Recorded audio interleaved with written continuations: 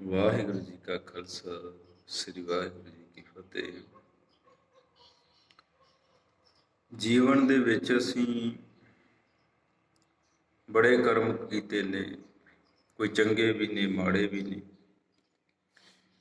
ਪਰ ਅਸੀਂ ਵਿਚਾਰਨਾ ਹੈ ਕਿ ਅਸੀਂ ਚੰਗਾ ਕਰਮ ਕਿਹੜਾ ਹੈ ਔਰ ਮਾੜਾ ਕਿਹੜਾ।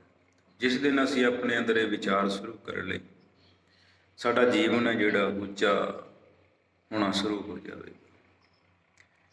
ਗੁਰਮੁਖੋ, ਅੱਜ ਸਾਡੇ ਉੱਤੇ ਜਿਹੜੇ ਹਾਲਾਤ ਨੇ, ਇਹ ਹਾਲਾਤ ਕਿਉਂ ਬਣਦੇ ਨੇ, ਕਦੇ ਚੇਤਾ ਕੀਤਾ? ਜੇ ਅਸੀਂ ਆਪਣੀ ਸਮਝ ਗਮਾਈ ਹੈ ਤਾਂ ਇਹ ਸਭ ਕੁਝ ਪੈਦਾ ਹੋਇਆ। ਹੁਣ ਗੁਰਮੁਖੋ, ਗੁਰੂ ਨੇ ਜੋ ਸਾਨੂੰ ਸੋਝੀ ਦਿੱਤੀ ਹੈ, ਉਸ ਦੇ ਆਧਾਰ ਤੇ ਸਾਡਾ ਜੀਵਨ ਚੱਲਦਾ ਹੈ। ਜਦੋਂ ਇਨਸਾਨ ਧਰਤੀ ਦੇ ਉੱਤੇ ਆਪਣੇ ਆਪ ਦੀ ਸਮਝ ਦੇ ਯੋਗ ਹੁੰਦਾ ਹੈ, ਉਦੋਂ ਸਾਡੇ ਜੀਵਨ ਦਾ ਜਿਹੜਾ ਮੁੱਢਲਾ ਪਲ ਹੈ ਉਹ ਸ਼ੁਰੂ ਹੋ ਜਾਂਦਾ ਹੈ। ਭਾਵ ਕਿ ਜੇ ਸਾਡਾ ਟੀਚਰ ਸਹੀ ਹੈ, ਸਾਡੇ ਮਾਂ-ਬਾਪ ਸਹੀ ਹੈ, ਸਾਡਾ ਸੰਗ ਸਹੀ ਹੈ, ਸਾਡੀ ਬੈਠਤ ਸਹੀ ਹੈ, ਤੇ ਫਿਰ ਤੇ ਸਾਡਾ ਜੀਵਨ ਉੱਚਾ ਹੋਵੇਗਾ। ਜੇ ਸਾਡੇ ਮਾਂ-ਬਾਪ ਨੇ ਸਾਨੂੰ ਚੰਗਾ ਗਿਆਨ ਨਹੀਂ ਦਿੱਤਾ, ਸਾਡੇ ਟੀਚਰਾਂ ਕੋਲੋਂ ਸਾਨੂੰ ਚੰਗੀ ਸਮਝ ਨਹੀਂ ਪ੍ਰਾਪਤ ਹੋਈ, ਤੇ ਸਾਡਾ ਸੰਗ ਵੀ ਮਾੜੇ ਲੋਕਾਂ ਦੇ ਨਾਲ ਹੈ, ਫਿਰ ਗੁਰਮੁਖੋ ਜੀਵਨ ਬਰਬਾਦ ਹੈ। ਹਰ ਇੱਕ ਚੀਜ਼ ਨੂੰ ਸਮੇਂ ਦੇ ਆਧਾਰ ਤੇ ਜੋ ਮਿਲਿਆ ਵੈਸਾ ਉਸਨੇ ਜੀਵਨ ਜਿਵੇਂ ਹੈ। ਔਰ ਸਭ ਤੋਂ ਵੱਡੀ ਗੱਲ ਮਾਂ-ਬਾਪ ਦੀ ਹੈ। ਜੇ ਗੁਰਦੇਵ ਮਾਤਾ, ਗੁਰਦੇਵ ਪਿਤਾ ਸਹੀ ਨੇ, ਸੰਸਾਰ ਤੋਂ ਉੱਚੇ ਉੱਠੇ ਨੇ, ਫਿਰ ਤੇ ਬੱਚਿਆਂ ਦਾ ਜੀਵਨ ਵੀ ਉੱਚਾ ਹੋਵੇਗਾ। ਜੇ ਮਾਂ-ਬਾਪ ਹੀ ਕਲਯੁਗ ਦੀ ਲਪੇਟ ਵਿੱਚ ਨੇ, ਫਿਰ ਬੱਚੇ ਕੀ ਕਰਨ? ਸਮਝ ਦਾ ਹੋਣਾ ਜ਼ਰੂਰੀ ਹੈ। ਹੁਣ ਦੇਖੋ ਗੁਰਮੁਖੋ, ਵਿਸਾਖ ਦਾ ਮਹੀਨਾ ਆ ਰਿਹਾ ਹੈ, ਵਿਸਾਖੀ ਆ ਰਹੀ। ਅੱਜ 11 ਤਰੀਕ ਹੈ, 14 ਤਰੀਕ ਦੀ ਵਿਸਾਖੀ ਹੈ। ਇਸ ਪਵਿੱਤਰ ਦਿਹਾੜੇ ਦਾ ਦਾਸ ਅੱਜ ਤੁਹਾਡੇ ਅੱਗੇ ਇੱਕ ਖੁਲਾਸਾ ਕਰੇਗਾ ਕਿ ਅਸਲ ਵਿੱਚ ਇਹ ਦਿਹਾੜਾ ਹੈ ਕੀ। ਅਸੀਂ ਇਸ ਨੂੰ ਸਿਰਫ ਖਾਲਸੇ ਦਾ ਜਨਮ ਸਮਝ ਕੇ ਮਨਾਉਂਦੇ ਹਾਂ ਕਿ 1699 ਦੀ ਵਿਸਾਖੀ ਨੂੰ ਖਾਲਸਾ ਕਲਗੀਧਰ ਪਾਤਸ਼ਾਹ ਨੇ ਸਾਜਿਆ ਸੀ। ਇਹ ਵਿਸਾਖੀ ਦਾ ਦਿਹਾੜਾ ਤਾਂ ਮਨਾਇਆ ਜਾਂਦਾ ਨਹੀਂ ਗੁਰੂ। ਵਿਸਾਖੀ ਦਾ ਦਿਹਾੜਾ ਸਾਹਿਬ ਸ੍ਰੀ ਗੁਰੂ ਨਾਨਕ ਪਾਤਸ਼ਾਹ ਜੀ ਦੇ ਜਨਮ ਦੇ ਨਾਲ ਮਨਾਇਆ ਜਾਂਦਾ ਹੈ। ਹੁਣ ਚੇਤ ਦਾ ਮਹੀਨਾ ਹੈ, ਪਹਿਲਾ ਮਹੀਨਾ, ਜਿਵੇਂ ਜਨਵਰੀ ਹੈ ਨਾ, ਇਵੇਂ ਦੇਸੀ ਮਹੀਨਾ ਪਹਿਲਾ ਚੇਤ ਦਾ, ਦੂਸਰਾ ਵਿਸਾਖ ਦਾ। ਦੂਜੇ ਮਹੀਨੇ ਦੇ ਵਿੱਚ ਪਹਿਲੇ ਮਹੀਨੇ ਦੀ ਪੂਰਨਿਮਾ ਆਉਂਦੀ ਹੈ। ਚੇਤ ਦੇ ਮਹੀਨੇ ਦੀ ਜਿਹੜੀ ਪੂਰਨਿਮਾ ਨਾ, ਜਿਵੇਂ ਆ ਹੁਣ ਗੁਰਮੁਖੋ ਇੱਕ ਅੱਧਾ ਦਿਨ ਦਾ ਆਸਾ ਪਾਸਾ ਹੈ। ਜੇ ਇੱਕ ਵਿਸਾਖ ਨੂੰ ਇਹ ਪੂਰਨਿਮਾ ਹੁੰਦੀ ਨਾ ਚੇਤ ਦੀ, ਇੱਕ ਵਿਸਾਖ ਸੀ ਔਰ ਦਿਨ ਵੀਰਵਾਰ ਸੀ, ਜਿਵੇਂ ਇਸ ਤਰ੍ਹਾਂ ਵੀਰਵਾਰ ਆ ਰਿਹਾ। ਇੱਕ ਵਿਸਾਖ ਚੇਤ ਦੀ ਪੂਰਨਿਮਾ ਹੈ ਔਰ ਦਿਨ ਵੀਰਵਾਰ ਹੈ। ਸਾਹਿਬੇ ਕਮਾਲ ਸਾਹਿਬ ਸ੍ਰੀ ਗੁਰੂ ਨਾਨਕ ਪਾਤਸ਼ਾਹ ਡੇਢ ਪਹਿਰ ਰਾਤ ਰਹਿੰਦੀ ਇਸ ਧਰਤੀ ਦੇ ਉੱਤੇ ਪੈਦਾ ਹੋਏ ਸਨ।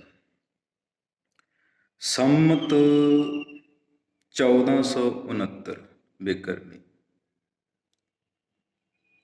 ਔਰ 70 ਸਾਲ ਦੀ ਆਰਜਾ ਭੋਗ ਕੇ 1539 ਈਸਵੀ ਨੂੰ ਸੰਸਾਰ ਨੂੰ ਸੱਚ ਨਾਲ ਜੋੜ ਕੇ ਗੁਰੂ ਅੰਗਦ ਦੇਵ ਜੀ ਦੇ ਹੱਥ ਖਾਲਸੇ ਦੀ ਡੋਰ ਫੜਾ ਕੇ ਸੰਸਾਰ ਨੂੰ ਸੱਚ ਦਾ ਉਪਦੇਸ਼ ਦੇ ਕੇ ਸਰੀਰ ਰੂਪੀ ਚੋਲਾ ਤਿਆਗ ਕੇ ਚਲੇ ਗਏ ਸਨ।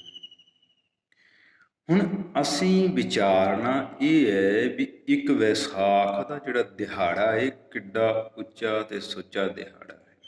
ਇਸ ਦਿਹਾੜੇ ਦੇ ਵਿੱਚ 3 ਪ੍ਰਕਾਸ਼ ਨੇ। ਪਹਿਲਾ ਪ੍ਰਕਾਸ਼ ਤੇ ਸਾਹਿਬ ਸ੍ਰੀ ਗੁਰੂ ਨਾਨਕ ਪਾਤਸ਼ਾਹ ਦਾ ਜਨਮ ਹੈ। ਹੁਣ ਜਿਹੜੇ ਦਿਨ ਗੁਰੂ ਨਾਨਕ ਪਾਤਸ਼ਾਹ ਦਾ ਜਨਮ ਹੋਇਆ ਹੈ ਉਸੇ ਦਿਨ ਹੀ ਅਕਾਲ ਮੂਰਤ ਨੂੰ ਸਾਜਿਆ ਗਿਆ, ਅਕਾਲ ਪੁਰਖ ਨੂੰ ਸਾਜਿਆ ਗਿਆ। ਭਾਵ ਕਿ ਸਮੇਂ ਦਾ ਔਰ ਖਾਲਸ ਜਿਸ ਦੇ ਅੰਦਰ ਕੋਈ ਮਿਲਾਵਟ ਹੀ ਨਹੀਂ, ਉਹ 5 ਸ਼ਕਤੀਆਂ ਪੈਦਾ ਕਰਕੇ ਦਸਮ ਪਿਤਾ ਨੇ ਇੱਕ ਸਰੂਪ ਤਿਆਰ ਕੀਤਾ ਜਿਹਨੂੰ ਖਾਲਸਾ ਨਾਮ ਦਿੱਤਾ ਹੈ। ਅੱਜ ਤੀਕ ਤੁਹਾਨੂੰ ਇਹ ਕਿਸੇ ਨੇ ਨਹੀਂ ਦੱਸਿਆ। ਕਿਉਂ ਨਹੀਂ ਦੱਸਿਆ? ਕਿਉਂਕਿ ਗੁਰਮੁਖੋ ਪਿਛਲੀਆਂ ਜਿਹੜੀਆਂ ਸਦੀਆਂ ਬੀਤੀਆਂ ਨੇ ਇਹਨਾਂ ਦੇ ਵਿੱਚ ਬੜਾ ਕੁਝ ਉਥਲ ਪੁਥਲ ਹੋਇਆ ਹੈ। ਸਮਝ ਤੋਂ ਬੇਸਮਝ ਹੋਏ ਲੋਕ ਨੇ। ਉਸ ਵਕਤ ਦੇ ਲੋਕ ਜਬਰੀ ਸਨ ਸਾਰੇ। ਅੱਗੇ ਜਿਹੜਾ ਸਮਾਂ ਆ ਰਿਹਾ ਉਹ ਸਿਰਫ ਸਮਝਦਾ ਹੈ, ਕਿਉਂਕਿ ਜਿਤਨਾ ਕਲਯੁਗ ਕੂੜ ਵਧਾਵੇਗਾ ਉਤਨਾ ਹੀ ਇਨਸਾਨ ਦੇ ਅੰਦਰ ਬ੍ਰਹਮ ਦਾ ਗਿਆਨ ਵਧੇਗਾ, ਸੰਸਾਰ ਦਾ ਗਿਆਨ ਵਧੇਗਾ, ਸ੍ਰਿਸ਼ਟੀ ਦਾ ਗਿਆਨ ਵਧੇਗਾ। ਕਿਉਂਕਿ ਗੁਰਮੁਖੋ ਸਰੋਤ ਵੱਧਦੀ ਹੈ, ਸੋਚਣ ਦੀ ਜਿਹੜੀ ਸ਼ਕਤੀ ਹੈ ਉਹ ਵੱਧ ਜਾਂਦੀ ਹੈ। ਜਿਤਨਾ ਕਸ਼ਟ ਆਊਗਾ, ਜਿਤਨੇ ਦੁੱਖ ਭੋਗੂਗੇ ਉਤਨੇ ਹੀ ਜੀਵਨ ਦੇ ਵਿੱਚ ਜਿਉਣ ਦੀ ਜਾਂਚ ਆਊਗੀ। ਜਿਸ ਇਨਸਾਨ ਨੇ ਦੁੱਖ ਹੀ ਨਹੀਂ ਸਹਿਆ ਗੁਰਮੁਖੋ ਉਸ ਨੂੰ ਜੀਵਨ ਦਾ ਨਹੀਂ ਪਤਾ ਚੱਲਦਾ। ਦੁੱਖਾਂ ਤੋਂ ਬਿਨਾਂ ਜੀਵਨ ਬਣਦਾ ਹੀ ਨਹੀਂ, ਜੀਵਨ ਬਣਦਾ ਹੀ ਦੁੱਖਾਂ ਵਿੱਚ ਆ ਕੇ ਹੈ। ਇਸੇ ਤਰ੍ਹਾਂ ਜਿਹੜਾ ਗੁਰਮੁਖੋ ਇਹ ਦਿਹਾੜਾ ਹੈ ਨਾ, ਪਾਕ ਤੇ ਪਵਿੱਤਰ ਦਿਹਾੜਾ, ਖਾਲਸੇ ਦੀ ਸਿਰਜਣਾ ਤਾਂ ਹੀ ਕੀਤੀ ਗਈ ਸੀ। ਹੁਣ ਅੱਜ ਅਸੀਂ ਦਾਸ ਦਾ ਯਤਨ ਇਹ ਹੈ ਤੁਹਾਨੂੰ ਇਹੀ ਸਮਝਾਉਣਾ ਹੈ ਵੀ ਇਸ ਦੀ ਪਾਕ ਪਵਿੱਤਰਤਾ ਦਿਹਾੜੇ ਦੀ ਕੀ ਹੈ। ਇੱਕ ਵਿਸਾਖ ਦੀ ਪਹਿਲਾ ਤੇ ਗੁਰੂ ਨਾਨਕ ਪਾਤਸ਼ਾਹ ਦਾ ਪ੍ਰਕਾਸ਼ ਗੁਰਪੁਰਬ ਹੈ, ਔਰ ਦੂਸਰਾ ਗੁਰਮੁਖੋ ਖਾਲਸੇ ਦਾ ਸਾਜਣਾ 1699 ਦੀ ਵਿਸਾਖੀ ਨੂੰ ਗੁਰੂ ਕਲਗੀਧਰ ਪਾਤਸ਼ਾਹ ਨੇ 5 ਸ਼ਕਤੀਆਂ ਪੰਡਾਲ ਦੇ ਵਿੱਚੋਂ ਪੈਦਾ ਕੀਤੀਆਂ ਸੀ। ਕਿਹੜੀਆਂ ਸਨ? ਪਹਿਲੀ ਸੀ ਦਇਆ, ਦੂਜੀ ਸੀ ਧਰਮ, ਤੀਜੀ ਸੀ ਗੁਰਮੁਖੋ ਹਿੰਮਤ, ਔਰ ਚੌਥੀ ਸੀ ਗੁਰਮੁਖੋ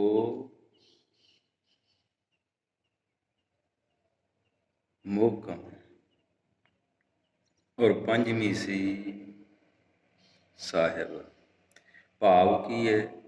ਪਹਿਲਾਂ ਇਨਸਾਨ ਦੇ ਹਿਰਦੇ 'ਚ ਦਇਆ ਹੋਵੇ, ਫਿਰ ਧਰਮ ਹੋਵੇ, ਔਰ ਫਿਰ ਗੁਰਮੁਖੋ ਹਿੰਮਤ ਦਾ ਹੋਵੇ। ਹੁਣ ਜੇ ਦਇਆ ਹੈ, ਧਰਮ ਹੈ, ਫਿਰ ਹਿੰਮਤ ਹੋਣੀ ਵੀ ਜ਼ਰੂਰੀ, ਔਰ ਹਿੰਮਤ ਹੈ ਤੇ ਫਿਰ ਮੋਹ ਕੰਮ ਹੋਣਾ ਚਾਹੀਦਾ। ਮੋਹ ਕੰਮ ਦਾ ਮਤਲਬ ਕਿ ਸੰਸਾਰ ਨਾਲੋਂ ਮੋਹ ਕੰਮ ਹੋ ਜਾਂਦਾ ਹੈ, ਔਰ ਫਿਰ ਸਾਹਿਬ ਦੀ ਪ੍ਰਾਪਤੀ ਹੋ ਜਾਂਦੀ ਹੈ। ਅਸੀਂ 3 ਗੁਣਾਂ ਨੂੰ ਸਮਝਣਾ ਹੈ। ਪਹਿਲਾ ਗੁਣ ਹੈ ਸਾਡਾ ਦਇਆ। ਸਾਡੇ ਹਿਰਦੇ 'ਚ ਦਇਆ ਦਾ ਐਡਾ ਵੱਡਾ ਸਾਗਰ ਹੋਵੇ, ਸਾਨੂੰ ਕਿਸੇ ਨਾਲ ਬੈਰ ਆਵੇ ਹੀ ਨਾ, ਖਾਲਸਾ ਹੈ। ਦੂਸਰਾ ਹੈ ਗੁਰਮੁਖੋ ਧਰਮ। ਅਸੀਂ ਧਰਮ ਦੇ ਏਡੇ ਉੱਚੇ ਤੇ ਸੁੱਚੇ ਹੋਈਏ, ਕੋਈ ਵੀ ਹੋਵੇ ਮਜ਼ਹਬ, ਕੋਈ ਵੀ ਹੋਵੇ ਧਰਮ, ਸਾਡਾ ਧਰਮ ਇਨਸਾਨੀਅਤ ਦਾ ਹੈ। ਅਸੀਂ ਇਨਸਾਨੀਅਤ ਨੂੰ ਉੱਚਾ ਚੁੱਕਣਾ ਹੈ। ਇਹ ਧਰਮ ਹੈ, ਨਿਰੰਕਾਰ ਦਾ ਧਰਮ ਇਨਸਾਨੀਅਤ ਦਾ ਹੈ। ਨਾ ਕੋਈ ਉੱਥੇ ਹਿੰਦੂ, ਨਾ ਮੁਸਲਮਾਨ, ਨਾ ਸਿੱਖ, ਨਾ ਈਸਾਈ, ਉੱਥੇ ਸਿਰਫ ਇਨਸਾਨੀਅਤ ਚੱਲਦੀ ਹੈ। ਇਹ ਗੁਰਮੁਖੋ ਗੁਰੂ ਨਾਨਕ ਦੇ ਸਿਧਾਂਤ ਸਨ। ਦਇਆ ਤੋਂ ਜੀਵਨ ਸਟਾਰਟ ਹੋਇਆ ਸੀ। ਦਇਆ ਕਪਾ ਸੰਤੋਖ ਸੂਤ ਜਦ ਗੰਢੀ ਸੱਚ ਵਟ, ਗੁਰੂ ਨਾਨਕ ਪਾਤਸ਼ਾਹ ਨੇ ਇੱਥੋਂ ਸਟਾਰਟ ਕੀਤਾ ਸੀ ਤੇ ਸੰਪੂਰਨ 10ਵੇਂ ਜਾਮੇ ਦੇ ਵਿੱਚ ਆ ਕੇ ਦਇਆ ਤੇ ਕੀਤਾ। ਦਇਆ, ਧਰਮ, ਹਿੰਮਤ, ਮੋਹਕਮ ਸਾਹਿਬ ਇਹ ਖਾਲਸਾ ਹੈ। ਤੇ ਇਹ ਹੈ ਕਿ ਇਹ ਅਕਾਲ ਪੁਰਖ ਦੀ ਮੂਰਤ ਹੈ, ਜਿਸ ਅੰਦਰ ਇਹ ਪੰਜ ਸ਼ਕਤੀਆਂ ਪੈਦਾ ਹੋ ਗਈਆਂ ਨਾ, ਉਹਦੇ ਅੱਗੇ ਖੁਦ ਕਲਗੀਆਂ ਵਾਲਾ ਆਪ ਬਹਿ ਗਿਆ, ਝੁਕ ਗਿਆ ਨਾ ਗੁਰੂ।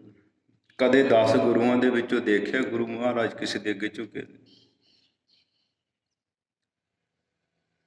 ਕਿਹਦੇ ਅੱਗੇ ਝੁਕੇ? ਗੁਰੂ ਨਾਨਕ ਪਾਤਸ਼ਾਹ ਨੇ 5 ਪੈਸੇ ਨਾਰੀਅਲ ਰੱਖ ਕੇ ਗੁਰੂ ਅੰਗਦ ਦੇ ਅੱਗੇ ਝੁਕੇ ਸੀ, ਲੈਣੇ ਦੇ ਅੱਗੇ ਨਹੀਂ ਝੁਕੇ। ਜਦੋਂ ਆਪਣਾ ਅੰਗ ਬਣ ਗਿਆ ਉਦੋਂ ਝੁਕੇ ਸੀ। ਤੇ ਆਪ ਤੋਂ ਵੱਡੇ ਦੇ ਅੱਗੇ ਝੁਕਿਆ ਜਾਂਦਾ ਹੈ। ਅੱਜ ਅਸੀਂ ਗੁਰੂ ਤੋਂ ਵੱਡੇ ਬਣ ਗਏ। ਸਮਝ ਸਾਨੂੰ ਆਪਣੇ ਆਪ ਦੀ ਨਹੀਂ, ਗੁਰੂਆਂ ਦੀ ਤੇ ਹੋਣੀ ਕਿ ਅਸੀਂ ਖਾਲਸੇ ਬਣ ਗਏ। 5 ਕਕਾਰ ਕੀ ਨੇ ਕਿਤੇ ਜਾਣੇ? ਕੌਣ ਦੱਸੂਗਾ? 5 ਕਕਾਰ 5 ਵਿਕਾਰਾਂ ਦਾ ਨਾਸ ਹੈ ਕੀਤਾ। ਆ ਜਿਹੜੇ ਕੇਸ ਨੇ ਨਾ ਦੜ, ਜੇ ਇਹ ਤੇਰੇ ਮੁੱਖ ਤੇ ਹੈ ਤੇ ਸਿਰ ਤੇ ਹੈ ਤੇ ਇਹ ਸਮਝ ਲਈ ਜ਼ਿੰਦਗੀ 'ਚ ਕਦੇ ਝੂਠ ਨਹੀਂ ਬੋਲਣਾ। ਕਕਾਰਾਂ ਦਾ ਮਹੱਤਵ ਹੈ। ਔਰ ਜੇ ਕੰਕਾ ਤੇਰੇ ਸਿਰ ਤੇ ਵਿੱਚ ਹੈਗਾ, ਕੇਸਾਂ 'ਚ ਹੈਗਾ, ਤੇ ਕਿਸੇ ਦੀ ਨਿੰਦਿਆ ਨਹੀਂ ਕਰਨੀ। ਇਹ ਕਕਾਰਾਂ ਦਾ ਮਹੱਤਵ ਹੈ। ਜੇ ਕੜਾ ਹੈਗਾ ਤੇ ਗੁਰਮੁਖਾ ਤੈਨੂੰ ਲੱਖ ਕੋਈ ਗੱਲ ਮਾੜੀ ਕਹਿ ਦੇ, ਕ੍ਰੋਧ ਨਹੀਂ ਕਰਨਾ। ਕੜਾ ਦੱਸਦਾ ਹੈ। ਜੇ ਕਿਰਪਾਨ ਹੈਗੀ ਹੈ ਤੇ ਫਿਰ ਲੋਭ 'ਚ ਨਹੀਂ ਆਣਾ, ਕਦੇ ਲੋਭ ਨਹੀਂ ਕਰਨਾ, ਕਿਸੇ 'ਚ ਲੋਭ ਨਹੀਂ ਕਰਨਾ ਜੇ ਕਿਰਪਾਨ ਪੈਣੀ ਹੈ। ਜੇ ਕਛਹਿਰਾ ਤੇ ਗੁਰਮੁਖੋ ਕਾਮ ਵਾਸ਼ਨਾ ਆਪਣੇ ਵੱਸ 'ਚ ਰੱਖਣੀ। ਇਹ ਕਕਾਰਾਂ ਦਾ ਮਹੱਤਵ ਹੈ। ਜੇ ਜਿਨ੍ਹਾਂ ਨੇ ਪਾਏ ਨੇ, ਦੇਖੋ ਗੁਰਮੁਖੋ ਵੀ ਇਹਨਾਂ ਤੋਂ ਰਹਿ ਤੋਂ। ਇਹ ਕੀ ਨੇ ਦੱਸਣੇ ਤੁਹਾਨੂੰ? ਇਹਨਾਂ ਨੇ ਤਾਂ ਗੋਲਕਾਂ ਲਾਈਆਂ, ਤੁਹਾਨੂੰ ਸੱਦਣਾ ਹੈ, ਤੁਹਾਨੂੰ ਸਾਰਿਆਂ ਨੂੰ ਪਾਏ ਹੈ ਕਿ ਤੁਸੀਂ ਆਓ ਮੱਥਾ ਟੇਕੋ, ਸਾਨੂੰ ਪੈਸੇ ਦਿਓ। ਇਹ ਨਹੀਂ ਦੱਸਦੇ। ਇਹਨਾਂ ਦੀਆਂ ਤੇ ਦੁਕਾਨਦਾਰੀਆਂ। ਉਹ ਉਹੀ ਦੱਸਣਗੇ ਜਿਹੜੇ ਆਪਣੇ ਘਰ ਵਿੱਚ ਬੈਠੇ ਆ ਹਰੀ ਨੂੰ ਚੇਤੇ 'ਚ ਰੱਖਦੇ ਨੇ। ਉਹਨਾਂ ਨੂੰ ਤੁਹਾਡੇ ਦਰਸ਼ਨ ਨਹੀਂ ਚਾਹੀਦੇ। ਉਹਨਾਂ ਨੂੰ ਨਾ ਤੇ ਕੋਈ ਵਾਹਵਾ ਚਾਹੀਦੀ ਹੈ, ਨਾ ਉਹਨਾਂ ਨੂੰ ਕੋਈ ਅਹੁਦਾ ਚਾਹੀਦਾ, ਨਾ ਉਹਨਾਂ ਨੂੰ ਕੋਈ ਮਾਇਆ ਚਾਹੀਦੀ ਹੈ। ਉਹਨਾਂ ਦਾ ਕੰਮ ਹੈ ਭਲਾ ਕਰਨਾ। ਚੰਗਾ ਹੋਵੇ ਗੁਰਮੁਖੋ। ਜੇ ਡਿਜੀਟਲ ਸਿਸਟਮ ਬਣਿਆ ਤੇ ਦਾਸ ਨੇ ਸੱਚ ਤੁਹਾਡੇ ਕੋਲੇ ਭੇਜਿਆ, ਪਰ ਵੇਖਿਓ ਕਿਤੇ ਕਿਤੇ ਦਾਸ ਦੇ ਸਰੀਰ ਨਾਲ ਜੁੜ ਜਾਓ ਨਾ। ਜਿਹੜੇ ਬਚਨ ਨੇ, ਬਚਨ ਵੀ ਦਾਸ ਦੇ ਨਹੀਂ, ਨਿਰੰਕਾਰ ਦੇ ਨੇ, ਪ੍ਰਾਪਤ ਹੋਏ ਨੇ। ਇਹ ਮਿੱਟੀ ਦੀ ਦੇਹ ਵਿੱਚ ਇਹ ਪ੍ਰਾਪਤ ਹੋ ਗਏ, ਤਾਂ ਦੱਸਣਾ ਬਣ ਗਿਆ। ਸੱਚ ਕਿਵੇਂ ਜਾਗੂਗਾ? ਜੇ ਸੱਚ ਅਸੀਂ ਬੋਲਾਂਗੇ ਤਾਂ ਜਾਗੂਗਾ। ਬੋਲਣਾ ਬਹੁਤ ਔਖਾ ਹੈ, ਮਰਨ ਤੋਂ ਡਰ ਲੱਗਦਾ। ਨਹੀਂ, ਜਿਹੜੇ ਭਗਤ ਨੇ ਉਹ ਪਹਿਲਾਂ ਮਰਨਾ ਹੀ ਕਬੂਲ ਕਰਦੇ ਨੇ। ਪਹਿਲਾਂ ਮਰਨ ਕਬੂਲ, ਜੀਵਨ ਕੀ ਸੜਿਆਸ, ਖੋਜ ਸਵਨ ਕੀ ਰੇਨੁਕਾ, ਤੋ ਆਓ ਹਮਾਰੇ ਪਾਸ। ਪਹਿਲਾਂ ਮਰਨ ਕਬੂਲ ਕਰਦਾ, ਫਿਰ ਜੀਵਨ ਬਣਦਾ। ਹੁਣ ਐਸੇ ਨਰਕ ਕੁੰਭੀ ਜੀਵਨ ਨਾਲ ਤੇ ਆਪਣੇ ਅੰਦਰ ਵਿੱਚ ਉਤਰ ਜਾਈਏ ਚੰਗਾ। ਤੁਹਾਡਾ ਦੁੱਖ ਵੇਖ ਕੇ ਰਿਹਾ ਨਹੀਂ ਜਾਂਦਾ, ਮੱਲੋ ਜੋਰੀ ਇਹ ਕਹਿਣਾ ਪੈਂਦਾ। ਜੇ ਸਮਝ ਲੱਗ ਜਾਵੇ ਚੰਗਾ। ਗੁਰਮੁਖੋ ਬਹੁਤੇ ਨਹੀਂ ਸੁਣਦੇ ਦਾਸ ਨੂੰ, ਥੋੜ੍ਹੇ ਸੁਣਦੇ ਨੇ। ਜਿੰਨੇ ਕੁ ਸੁਣਦੇ ਨੇ ਉਨੇ ਹੀ ਚੰਗੇ ਨੇ, ਕਿਉਂਕਿ ਜਿਹੜੇ ਸੁਣਨਗੇ ਉਹਨਾਂ ਨੂੰ ਹੀ ਸਮਝ ਆਊਗੀ, ਜਿਹੜੇ ਸੁਣਦੇ ਨਹੀਂ ਉਹਨਾਂ ਨੂੰ ਕੀ ਸਮਝ ਆਊਗੀ।